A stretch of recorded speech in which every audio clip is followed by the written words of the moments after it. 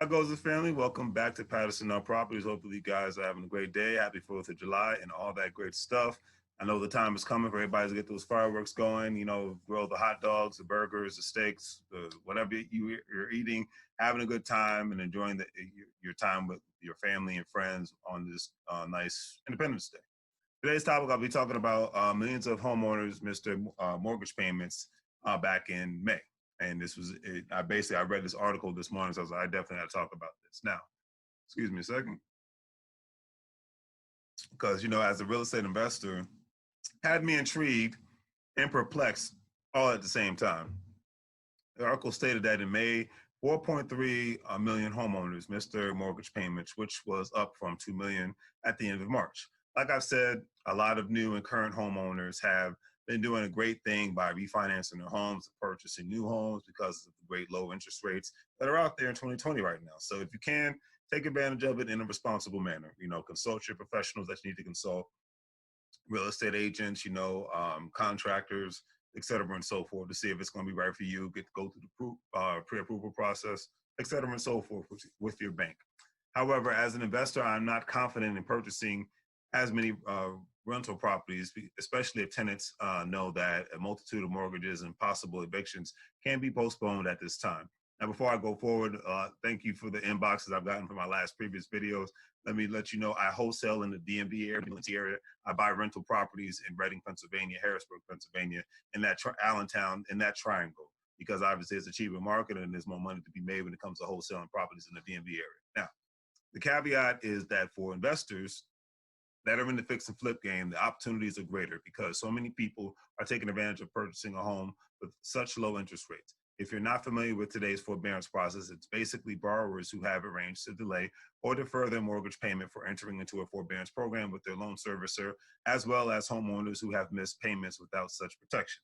Those in forbearance are protected from being noted as delinquent in their credit report and are expected to work with their lender to arrange a repayment plan. And in some instances, this is a great way for a lot of homeowners because some are being given an opportunity to save more money because they do not have to worry about paying their mortgages for a specific amount of time.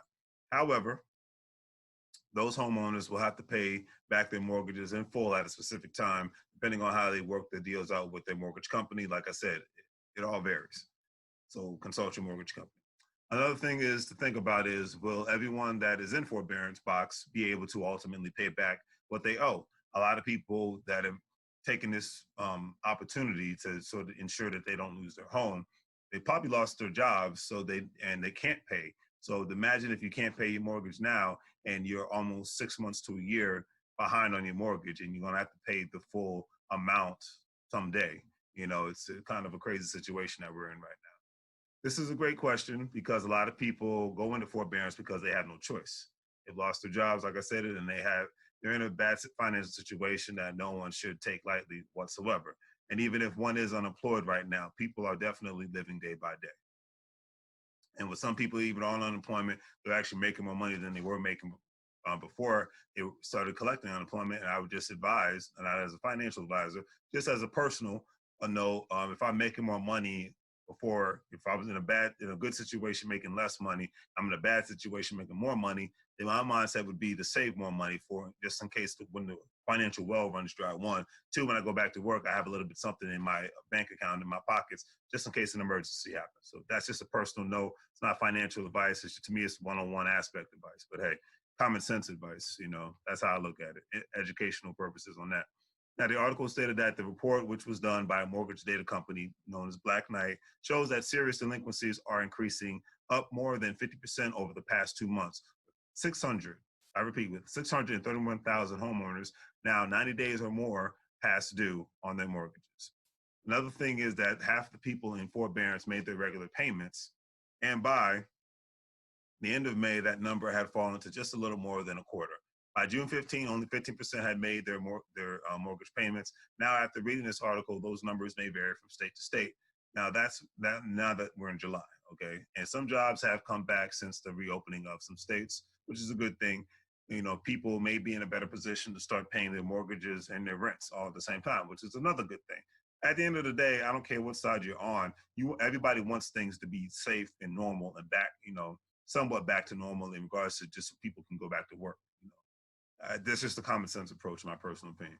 The article stated that states with the highest percentage of loans that aren't current are Mississippi with a delinquency rate of 13%, Louisiana at 12%, followed by New York and New Jersey and Florida, all at 11%.